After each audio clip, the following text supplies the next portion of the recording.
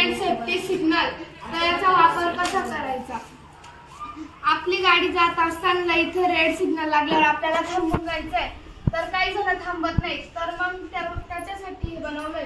Red signal लागल्यावर आपली गाडी थांबवायसाठी हे डायरेक्ट वर जातं आणि ते तसंच राहतं सिग्नल सुटायपर्यंत, आणि सिग्नल सुटल्यावर ते खाली जातं, आपली गाडी नीट जाऊ शकते।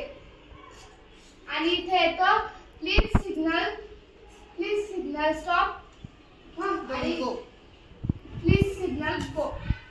तर त्याप्रमाणे आपल्याला गाडी चालवायची आहे। तो असं सांगितलं